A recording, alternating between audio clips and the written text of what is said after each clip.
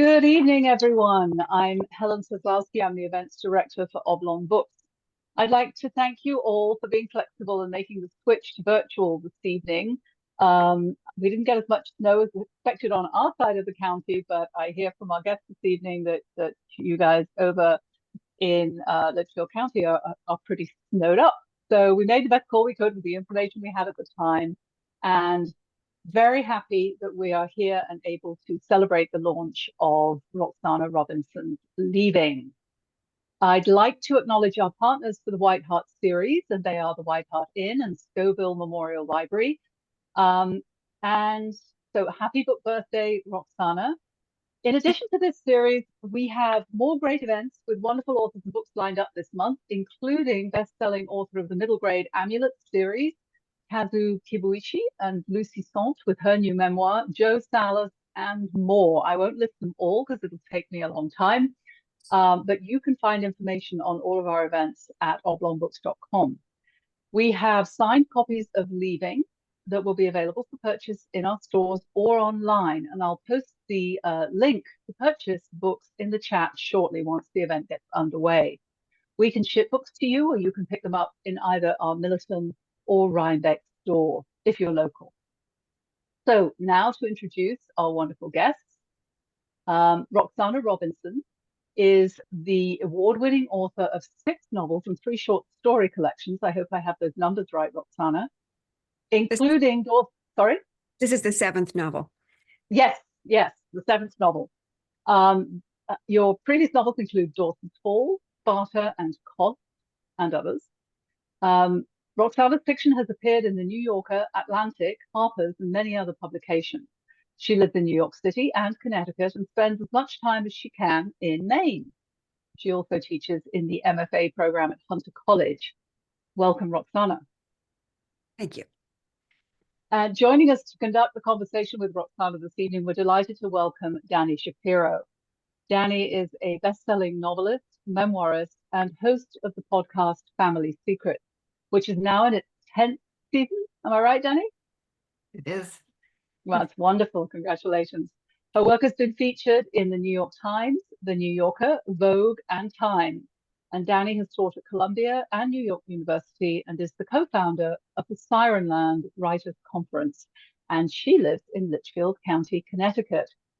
Welcome to you both. Thank you for joining us this evening. Take it away.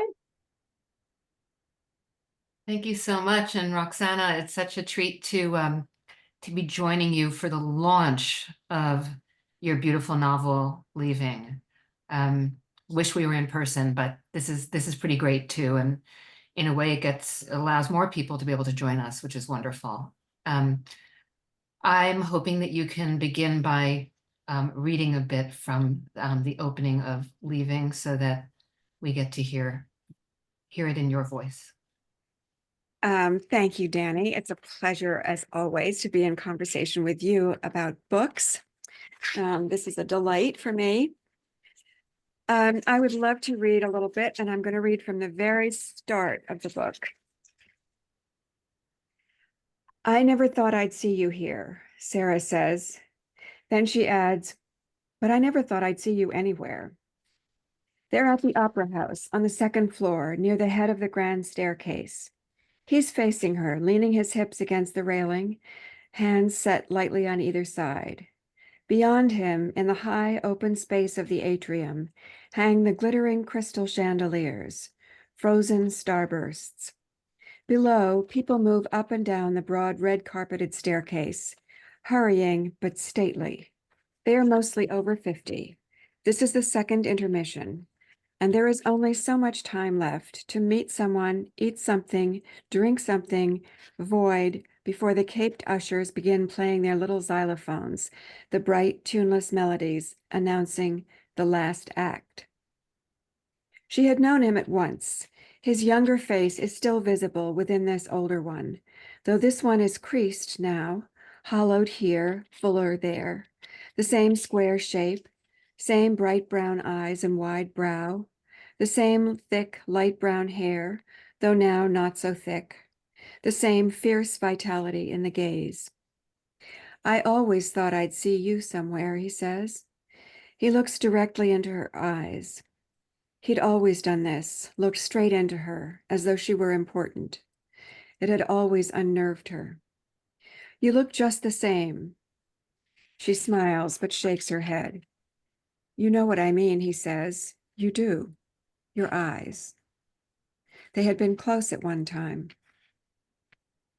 After the last curtain call, the dark-haired soprano, curtsying deeply and charmingly, kissing her fingertips to the audience as plastic-wrapped bouquets thud onto the stage. Before the swirling gold curtain is finally drawn for good, Sarah stands, putting on her jacket. She buttons it as she inches her way across the row of seats to join the slow scrum in the aisle. She glances around for Warren, though he'd told her he was on the other side of the house. Almost as soon as they'd met, the little xylophones had begun their atonal melodies, and they'd had to part. He'd asked her to come out for a drink afterward, but she'd said no. She'd said it would be too late. Actually, it had been too sudden. She couldn't decide in that moment if she wanted to sit across from him again, letting him look into her. He asked for her email address, but he hadn't written it down. She thinks he'll forget it. It's so easy to forget those addresses which seem in the moment so obvious, so unforgettable. Clara 38 at whatever. But they're also obvious in all their other iterations, too. Was it Clara 39 at somewhere else, or Clara B 38? Hers is simple and obvious. She thinks he'll forget it. And I'm jumping to the next passage. He hadn't forgotten her address. His first message is short. I was glad to see you. She doesn't answer at once. It's the tone that concerns her. He's married. She knows that. What does she want? But she was glad to see him. She's allowed to be a friend. Finally, she writes back, yes, me too. He writes again. He's coming to New York on business next month. Will she meet him for dinner? She thinks about it. The speed of email telescopes time, so that thinking about it for a few hours seems like days. Coming into the city for dinner is complicated for her. She lives in northern Westchester, over an hour away. It really means spending the night. She doesn't like driving home late, alone, her head fumed with wine. But she has a friend with a spare bedroom. She writes back, yes. They meet at the restaurant, a fancy one on the west side. Along the street are big plate glass windows. As Sarah walks along the sidewalk, her little suitcase trundling behind her, she sees him inside. He's at a table in the middle of the room, very upright. His elbows are set elegantly on the table, hands clasped. He's watching the door. As she comes in, he smiles at her, spreading open both hands in celebration. The restaurant is modern and expensive. The latter is evident from the heightened awareness of everyone in the room, the slightly hostile deference of the head waiter, the attentive, slightly condescending waiters, the sharp sidelong glances of the diners, the glitter of earrings and bracelets. Warren stands to greet her, smiling. Thank you, she says, sliding onto the banquette. When he sits down, their faces are close, and he looks directly into her eyes. Unsettled, she speaks to break the silence. I don't think men stand up for women anymore, she says. Do they? When we were kids, my father would say to my brother, stand up when your mother comes into the room. Do you remember? No one does that now. The culture of our youth, he says, gone. Good riddance, most of it, she says, all those rules. It's good to see you again, he says. 30 years, anyway. Nearly 40. That's the start. I loved hearing you read that, and it was interesting. There was so much right from the bat. This sense that we're entering this world. It's like the whole world is encapsulated in that opening. And just now when you were reading it, I wrote down, you know, when she's standing there at the opera, and it's a, you know, mostly it's the over 50 set. We kind of know the world that we're in and what we're contending, and then the phrase, there's only so much time. Of course, there's only so much time until intermission is over, and there's only so much time, which feels like it's so much what the novel is addressing or interrogating at its heart. And I wonder, it's so hard to ask a writer this question because it's so hard to answer, but in your body of work, in your body of fiction, this feels like the most intimate scale, perhaps, that you've ever addressed. Some of your other novels, which I greatly admire, they have sort of the gaze is out into the world in a certain way, and in Leaving, it's the story of two people and then the people around those two people, you know, two families essentially. What did it begin with for you? What was the way in? I think, and you're right about that opening, which I wasn't really aware of until I was writing the words, and I was envisioning that group at the opera, and they all are over 50, but I knew that that's also what I was writing about. So it became this double-sided description. And you're right. The last 3 or 4 books I've written have been about big issues that have been dealt with by a family, by a small group. And this is just this issue of the two people and the families between them. It's not about heroin addiction. It's not about the war in Iraq or slavery. It's about just this intimate connection. I think that I started noticing, I always write about things that sort of disturb me or interest me, that I see around myself. And I started noticing that people over 50, say, or over 60 were doing things that surprised me. And that I told somebody that I'd met this couple at a fundraiser at somebody's fancy house. And I was talking to them, and I think they were in their 70s maybe. And I was just asking questions of, where do you live and how long have you been here? And it appeared that they were not married. And I said, oh, so wait, but and he said, we're living in sin.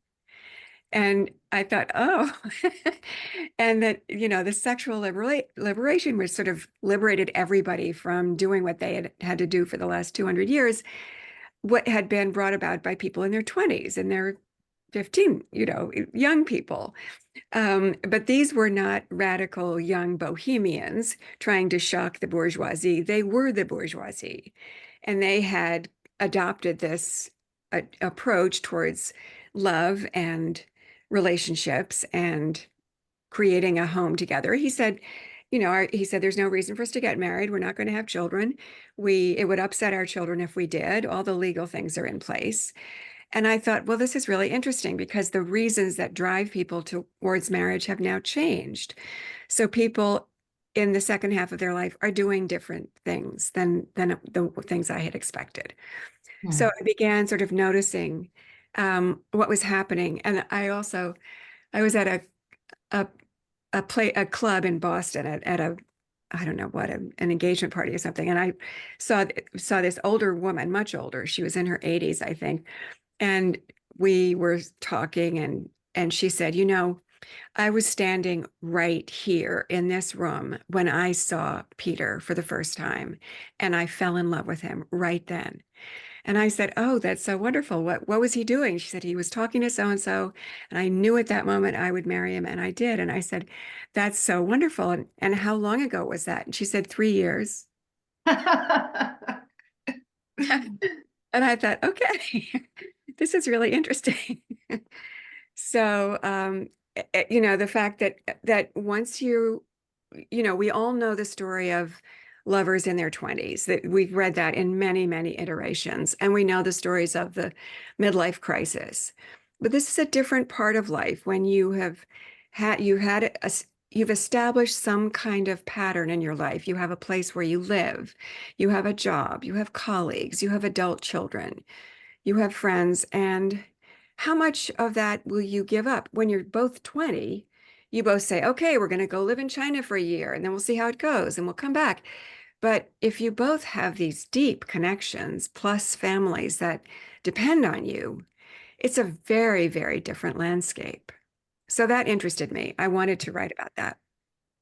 I think, central to the novel is the question of, well, questions of obligation, of honor, big, it's like, yes, it's a very intimate story, that is, about this, about this very small group of people, but it addresses these themes. I was thinking today, as I was thinking about talking to you, those, do you know Faulkner's Nobel acceptance speech? Oh, it's such a wonderful speech, but he talks about what alone can make for good literature, and there's this list of these great human values, and among them was honor, and there's, it's right there from the beginning where Sarah very matter-of-factly knows. It's in her own voice to herself, really, in her narration, but she knows that Warren's married, and she thinks maybe that they can be friends, but she also is thinking about the way that he looks at her, and there's kind of a whiff of danger in it all, even before, questions of betrayal and questions of being, the other woman, which she actually refers to herself as at one point. Before that even raises its head, it's already there. Yeah, there's so many questions. I mean, if you believe in the sexual liberation, that you don't care about the church or society, those laws no longer apply, then you're free to have a relationship with anyone you want. Well, so then what does that mean exactly? Does it mean you can have an affair with your best friend's husband? How does that make you feel as a person? How would you justify that to yourself? And what are the rules if you're an honorable person? What do you require from yourself? What will you deny yourself? And what will you allow yourself as an honorable person? And those questions really interested me, and I don't read about them much. The question of honor isn't one that's very commonly written about. So that interested me. Yeah, and as they move into, we're not going to get into any spoilers during this conversation, but as they move into this relationships that they have with each other, it raises the question. Here are these two people who have adult children, and this is something I don't think that one ever thinks about until one has adult children, which is that it's never done. It's never, we continue to be parents to our adult children, and there was a very interesting piece in the Times last week about the relationships between young adult children and their parents, and how close in this generation they are, how close the parents feel to them and how close they feel to the parents, which I found very much to be true in my own family, and was kind of confirmation of that. Really, they were saying it's a good thing. It's a good thing. And the researchers were saying, we kept on doing the research over and over and over again because our hypothesis was that it was going to be a bad thing. And that wasn't what was coming up. And so then here you have, to me, one of the most powerful aspects of the novel is the response of Warren's grown daughter to the possibility that her father is going to walk away from his marriage, and that's not a spoiler. I mean, that to me, that just feels very like that felt inevitable. But she says at one point, um, you are, you are choosing. If you do this, you are choosing. You're leaving your life with us. So even though she's a grown woman, the feeling of it is you will destroy everything that you've built. Yeah, I mean, when you say this is a novel that's very focused in a small area, which it's true, and I would say that an earlier novel, This Is My Daughter, is similar because it focuses really on a family. And I've always been struck by the way children respond to divorce. And when they're small, they have no recourse. They have no power. They can rage, and they often do, but they can't tell their parents not to get divorced. They do tell them that, but it doesn't matter. And that feeling of how can you destroy this thing that I'm part of? How can you choose to do that? Seems to me a particularly powerful question that a child can ask. And as they grow up, they can ask the same question. But this time they have more power. They can say, if you do this, I'll do that. And you no longer get me on weekends. This is going to be my choice from now on. So I just wanted to put that into this book, the way things change as you get older, the way things change as your children get older. There's also in this book sex and an erotic charge between two older people. And we don't read about that a lot either. Yeah. So it had to be part of the book because it's part of their relationship. And I was very careful about writing it. I don't want the reader to feel that they're voyeuristic. It's not meant to be porn, but I want the reader to understand, sex at any age can be frightening. It can be challenging. You may feel overwhelmed by it, or you may feel you don't know what to do. You're going to do the wrong thing. You may fail at it in some way. So I wanted to put those fears and the awkwardness into it. And because the real thing about sex is that it requires trust. You're both very vulnerable. If you don't trust each other, it's a failure. So that issue of trust and love and attraction, but trust has to be a big part of this. So that's part of these scenes. Yeah, I loved those scenes, and it's so hard to do that well. It's I remember once years ago a conversation, I think it was at Bread Loaf, among a bunch of writers who were talking about actually really, really good literary sex scenes. And there aren't that many of them that actually feel not voyeuristic, and not the purpose of it not being that at all, but the purpose being illuminating something about what it is to be human at a particular point in life, in a body, in a psyche, in the world. That was what I wanted. And as I was writing them, I was continually aware of the fact that John Updike, one of the great stylists of the 20th century, was awarded the prize for the worst sex scenes in literature at one point. So I was thinking, be careful, do not be too specific. Remind yourself that the body is not a thing; it's a place to be. Yeah. Correct me if I'm wrong, but I think those scenes are mostly in Sarah's point of view. I think. They're mostly in hers, but there's some, Yeah. we move into Warren's Yeah. points But too. I was thinking about, another something else you're exploring that I feel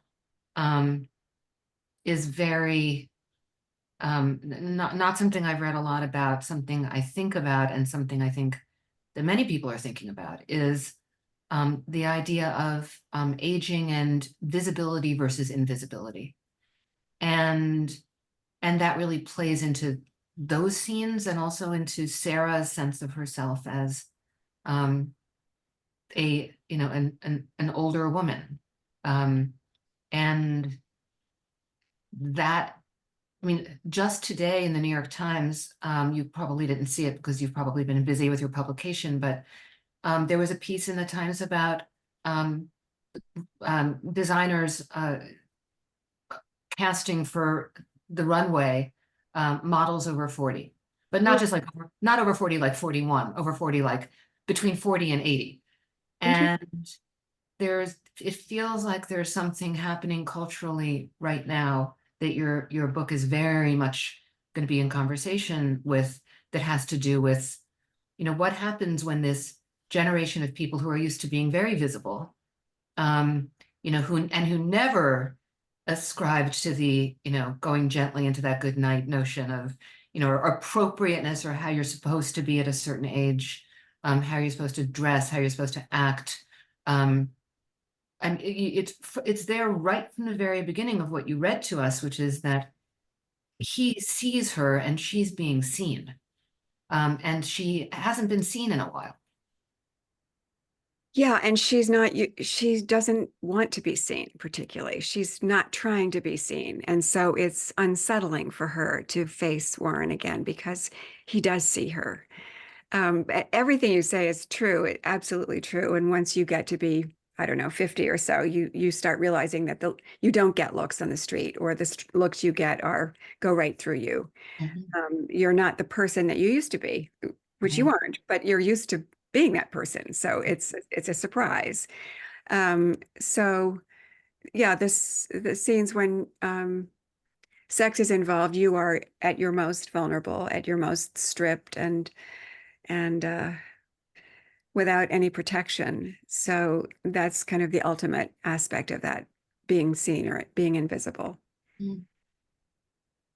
So something I wanted to ask you about, I guess in a way it has to do with a craft question, and very purposefully not going in the direction of spoilers of any kind, because the absolutely wonderful reviews that have already come out about Leaving refer to a bombshell ending, right?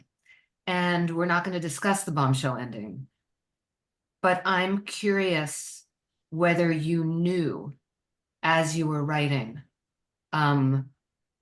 where you were headed, or whether where the book took you by surprise. Usually I don't know where the book is going. Usually the book writes its, you know, the people write the book, the characters do. But in this book, I did know where I was going. Interesting. Okay, believe that. Let's talk a bit more about the whole notion of what plagues each of them. You know, what plagues Sarah and what plagues Warren as they continue to go deeper into this relationship. And we've talked a bit about Warren and his sense of obligation. I mean, his sense of being torn, and, you know, and really, I guess a way of thinking of it is, isn't this my time? You know, I've had a lifetime of fulfilling these obligations, and he's not happy, but he's kind of made his peace with the level of, you know, benign discontent that he is living with. And then it's no longer possible to ignore when he reunites with Sarah. And for Sarah, I mean, you just said it yourself, she doesn't want to be seen. She's comfortable not being seen. She's gotten used to it. She wants to, you know, have this kind of private, somewhat invisible life, except does she really? Because when she is, it ignites something in her that she can't really stop.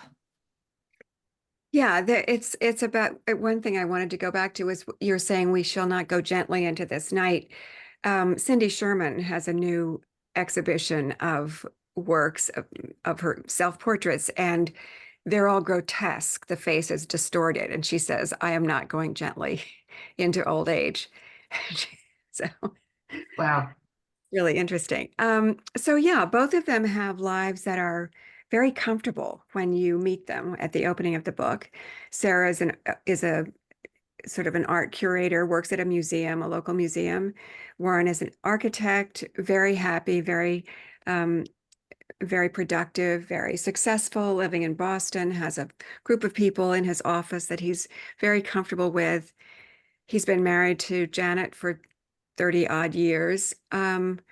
So they both have lives that seem completely tenable and happy. One person that interviewed me said, "You've shown us an aspirational version of a woman living alone, that Mm. she's completely happy living alone. She has this wonderful dog. She has a pretty house.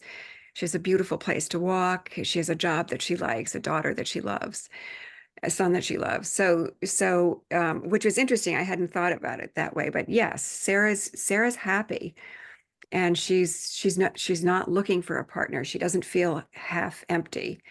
She's happy. And Warren thinks he's happy. He's made peace with all of this. But when they meet each other again, um, the empty parts of their lives become very apparent. It really, it illuminates how delicate all that is, right? I mean, that's something that we expect in sort of tempestuous youth. But the longing that gets set off in Sarah, I found really interesting, because she is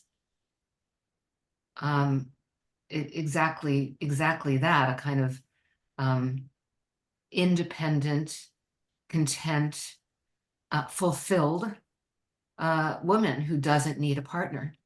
And yet, I mean, can you imagine that having happened with someone that she hadn't had a history with? Or do you think it's the history That's a that, that's a yeah, really interesting question, and I think this comes up all the time, sort of on social media. You see people say, or social media will throw something up saying, "Do you want to get in touch with your high school classmates again?" There is something that gives you this kind of electric connection to somebody that you knew in school, that you had a relationship with when you were young. And you can start up something, eliminating the whole long trek of getting to know them. You already know them. You can start off at mile 50 instead of mile 1. And and no, Sarah would certainly not have had the relationship with somebody else that she had just met that she does with Warren. She just couldn't have jumped into that. She would never have done that. it's also, it strikes me, a relationship with her younger self. And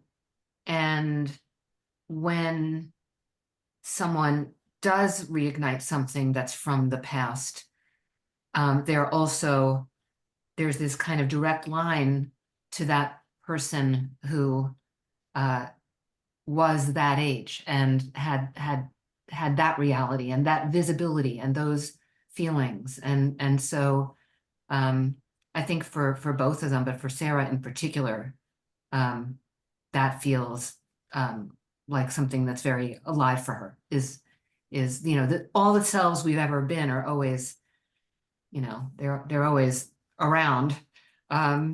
And it's only in very particular circumstances that we actually get to touch that again. And that happens with her. It happens with her. And I also think maybe this is only true of me, but there's so many moments in your life when you think, what an idiot I was. Why did I do that instead of this? And Sarah hears about something in her life in which she did something that she now realizes was completely irrational and wrong-headed.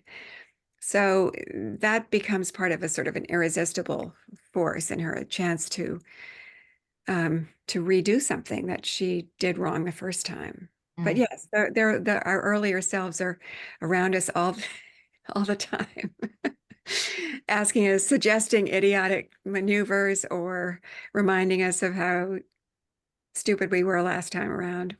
Whatever. Yeah, we're part of them always. Yeah. And they're part of us Yeah. because that longing and that passion that gets ignited in Sarah, I mean, the mature woman absolutely knows that this is like, danger, danger. And leaps anyway, because it's almost, she sort of has to.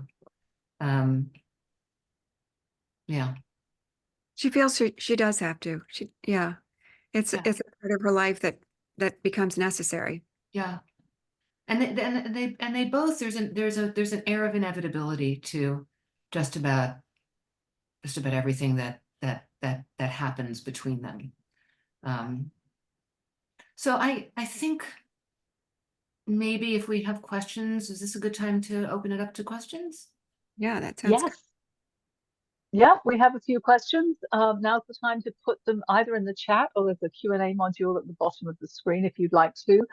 We have a question from Robin. Who is the father of Sarah's children? She wasn't always alone. Is that correct? Her husband was named Rob, and she was married to him for 20 or 30 years, and they got divorced and he died. So he's not part of the narrative, really. Okay. Oh, and then we've got a congratulations from cousin Bruce. Thank you, Bruce. I'm assuming you know who I that do. is. He is my cousin. Thank you, Bruce. He is your cousin. Okay.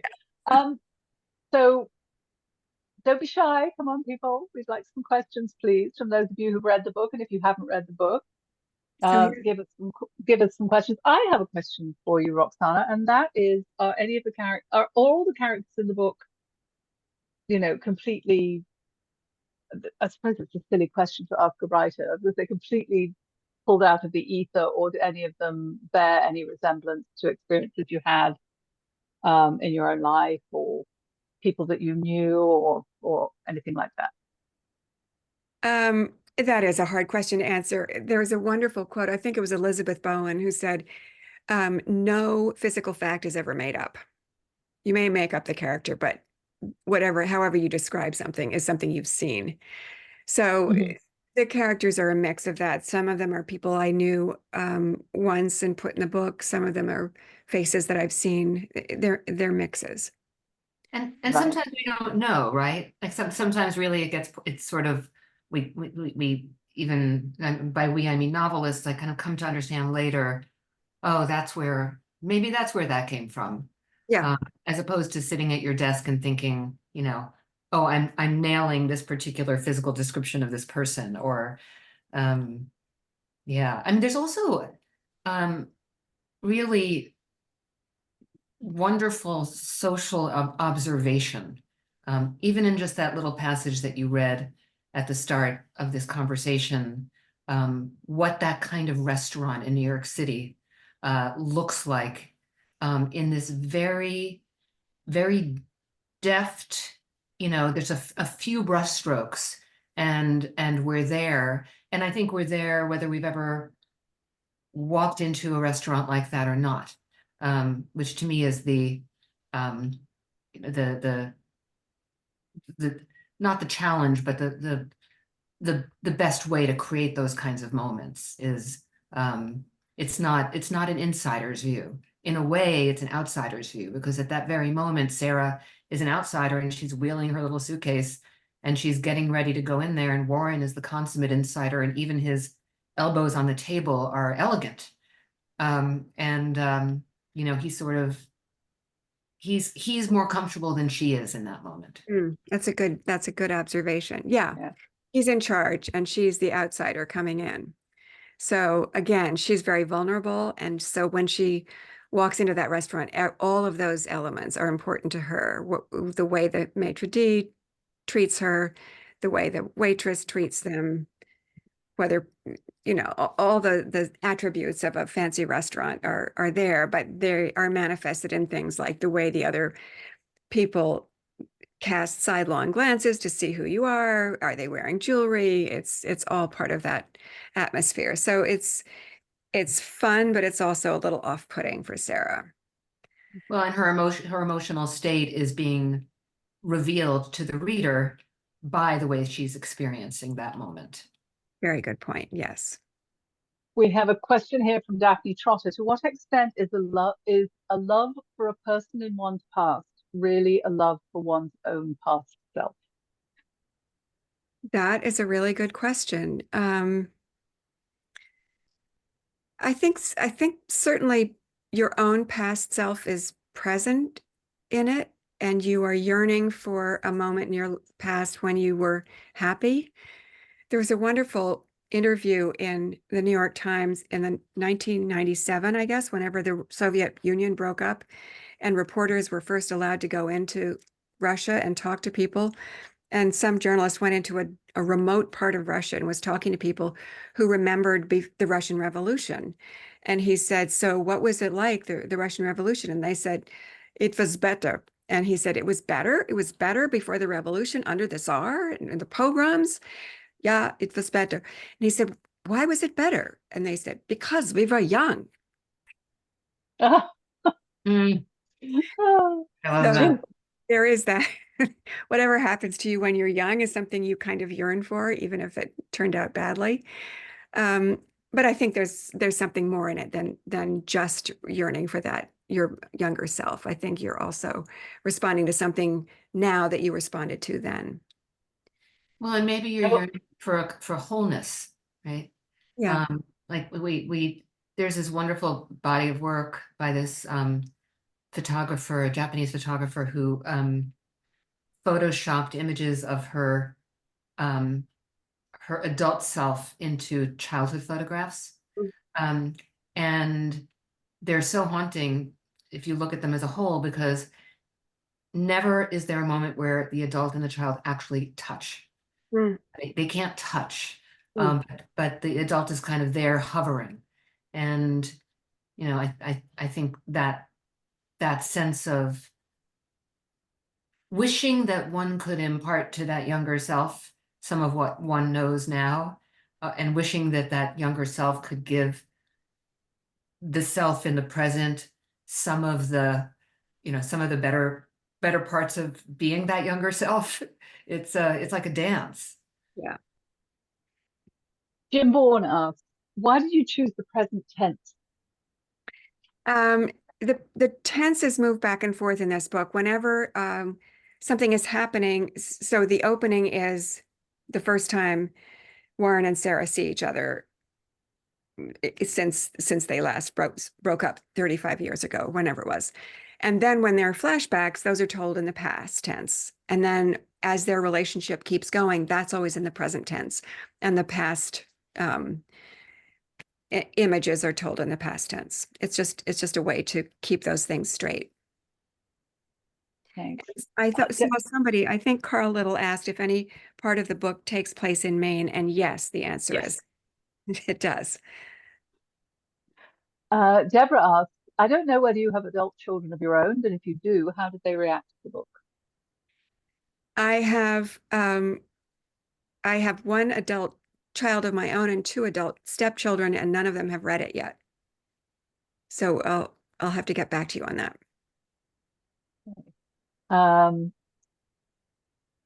Well, a question here from Karen, and it's for both of you, and it's about your process and your practice. Can both authors give us a snapshot of their daily writing practice? Why don't you start? Do you want to start, Dani? Sure. When I'm working on a book, I try to start writing before the world intrudes. I have a meditation practice. I'll meditate for, anywhere from 10 to 20 minutes and just try to get a toehold in my work before, before the things I can't control, before I start reacting to the outside world or to my emails or to, I just keeping the noise at bay. And if I can do that, then I will probably end up having a decent writing day. And if I can't do that, I find it harder to restart as the day goes on. And when I'm starting a book, I write longhand. Eventually I move over to the computer, and that's when I know that I've got something, is when I start actually inputting it into the computer and moving it away from notebooks. I like notebooks because they allow for a kind of messiness that is a part of what it is to start a new book. And the neatness and tidiness of the screen feels to me like it's too neat and tidy. And like from a distance, it could be War and Peace, or it could be, like complete nonsense. So, or there's something actually that the poet Mark Strand he made a series of canvases of his poems, and actually wrote drafts of his poems on canvases, complete with arrows and asterisks and doodles and all sorts of stuff. And I loved these pieces. They're very, very Cy Twombly-esque, I guess I would say. And in the introductory essay to that work, the poet Jory Graham wrote this phrase that really stayed with me, which is, it's like watching the mind make mistakes. And when I'm beginning, I want my mind to be really free to make mistakes, and to have the perfectionist and the polisher in me not show up immediately to the party. Because if I'm immediately there with the part of me that really likes to control and polish and make a beautiful sentence, I may be kind of missing something that really is alive underneath all that. What about you, Roxana? So it's very similar to Dani's in that I write first thing in the morning, and I always in the past, I mean, in the last 4 or 5 years, politics have become so powerful that I do read the paper first thing in the morning. I read it on my cell phone. But if I can avoid that, that's the best way to get in, because really, I think that the dream state that you're in when you're asleep is the the closest place for you to come to have access to the place where you are as a writer. And the more the world intrudes, the further you get from that space.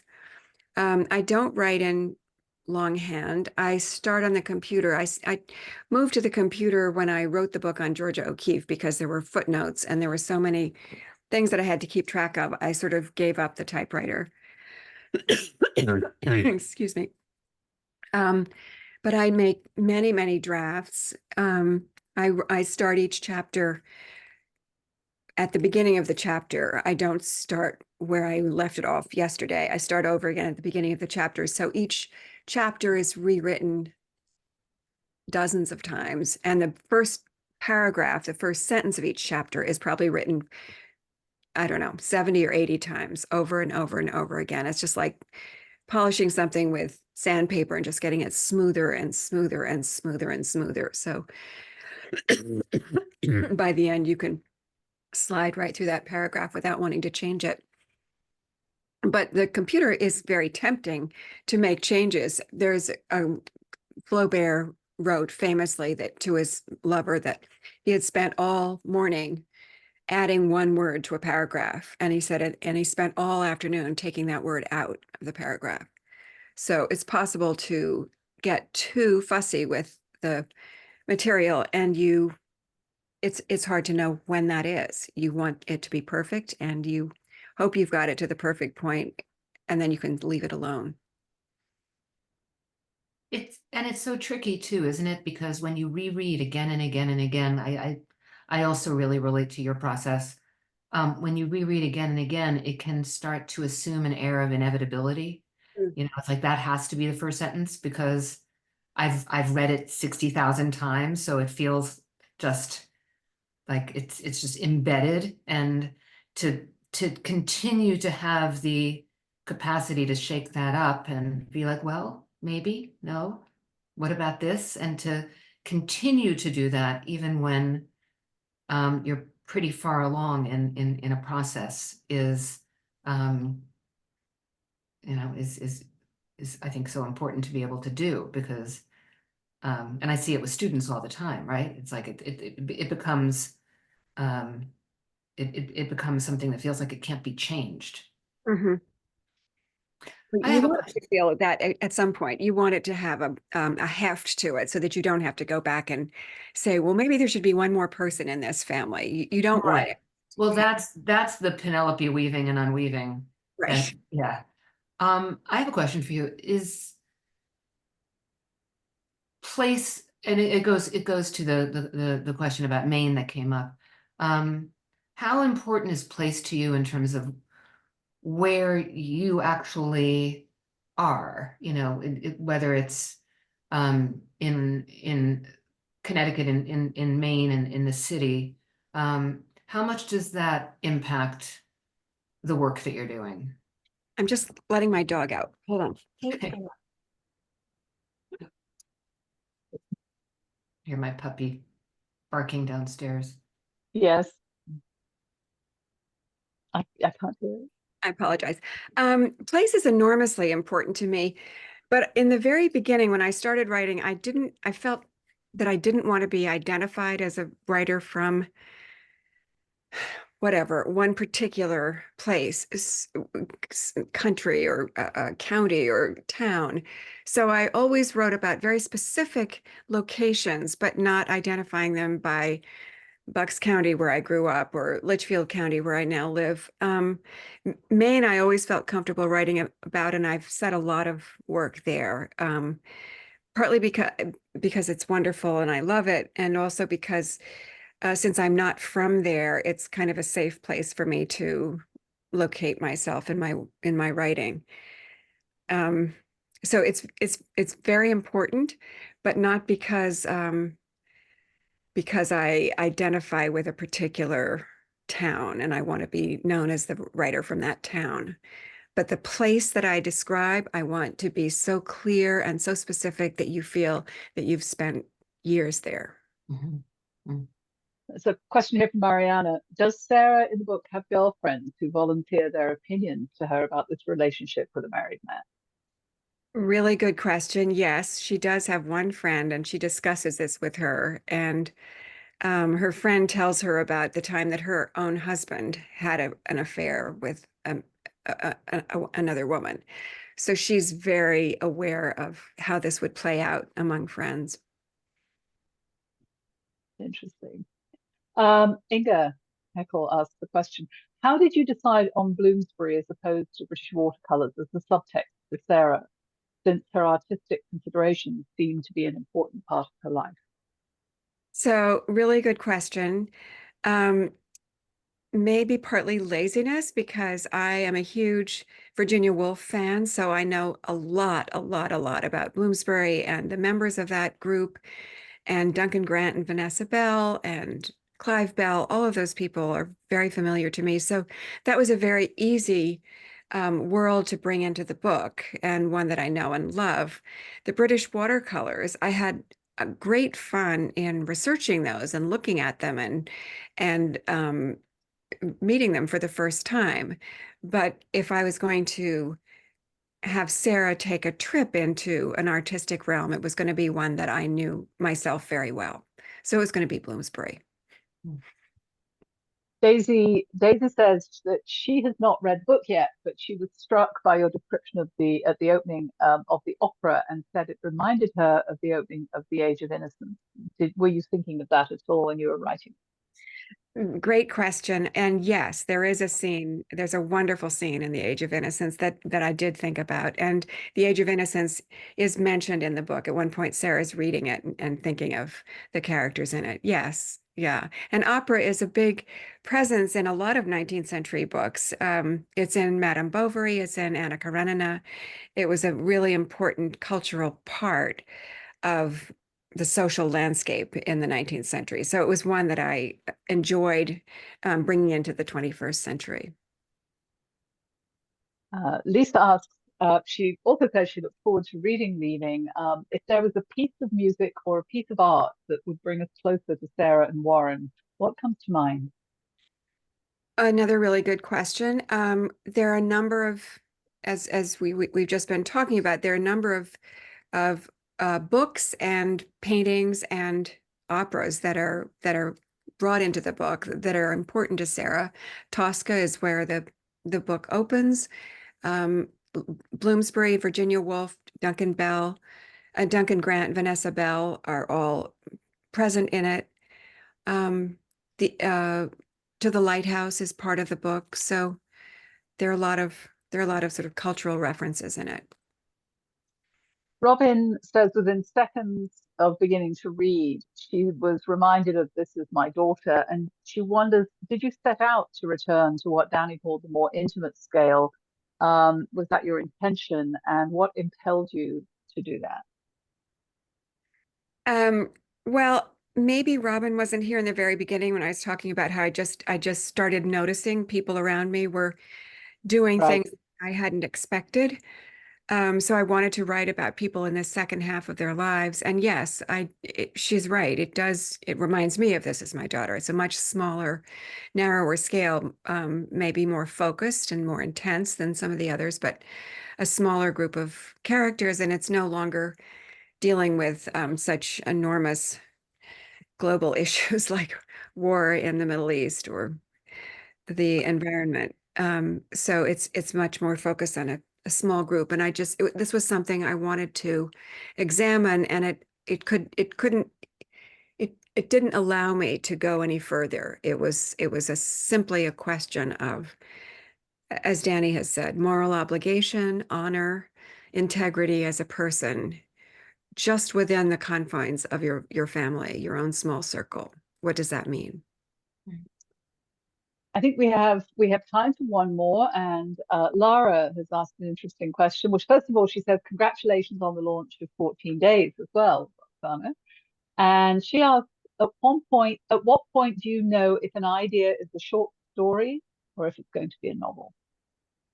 Oddly enough, the way I know is where I start. When I start a short story, it's I know exactly what the ending is going to be. I'm writing towards a moment that I found very powerful, and very challenging. And so I'm trying to take you, the reader, towards that moment, the end of the story, in a way that makes it as powerful for you as it was for me. It's something that I have seen myself, or has been described to me, or I was part of it, but it's a moment that I find sort of transformative. And usually in a novel, it's the opposite. I start out with some subject that I find troubling or distressing or confusing to me, and that subject has characters that are part of it, and I get to know those characters, and then the characters really write the novel. So I start a novel usually without knowing how it's going to end, and this one I did know how it was going to end, but the characters, I get to know the characters at the start, and they really write the novel. I don't plan scenes. I don't have a framework that I'm working for. It's the characters write each scene. Thank Roxana, you. did you feel in Leaving, despite the fact that you knew where it was going to end, along the way, did the characters continue to surprise you? Yes. Yeah. Yeah. I mean, it's particularly interesting to me when characters disagree, because I get very involved with both of them. And so one of them says, "How can you say that? How could you possibly say that?" And the other one says, "Because of what you said last week." And each time I switch minds, consciousness, I become completely embedded in the new consciousness and outraged that the other person could have said what they said. So it's really a wonderful thing to experience. You must have found the same thing as you're writing. I love that about writing fiction, is that on the one hand you're in charge, and on the other hand, absolutely no, you're not in charge. You've created these characters, so presumably you can really kind of boss them around and tell them what to do. But in fact, they're letting you know who they are.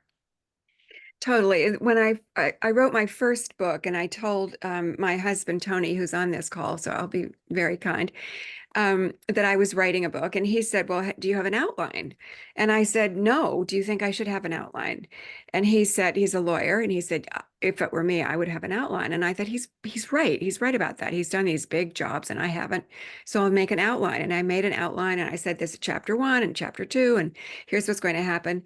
And none of the characters would have anything to do with the outline. They all did completely different things. So I had to just throw out the outline, and that's the last time I tried that. Yeah. I know I said one last question, but we have 2 little ones that I think we should end with. Carl Little, who hasn't read the book, wants to know how you came up with the title. Why was leaving most appropriate? Oh, that was a question of great. There were a lot of discussions about that. Actually, my favorite title was called The Other Life, but I was voted down. And leaving, we all liked because there are sort of ways to read that word. There are many ways to read that word in the course of this book that you will see as you read it. We'll discover. And then Robin asked what everybody would like to know. Will you be doing an audiobook? And if you do, will you be narrating? Oh, there is an audiobook coming, and I volunteered to read it and I was turned down. So it won't be me reading. Okay. Well, I think that's all the questions that we have for now. I would like to express my sincere gratitude to both of you, Roxana and Dani, for having such a wonderfully entertaining discussion tonight. It was great listening to you. I'd also like to thank Gina Savoy and Elizabeth Riley at W.W. Norton for helping us make this event possible, and a reminder to everyone in the audience that you can order your copy of Leaving from either of our stores or through oblongbooks.com. The link is in the chat. And with that, thank you for joining us this evening. We've had a wonderful time. I'll bid you all a good night. Thank you so much. Thank you so much. It was wonderful.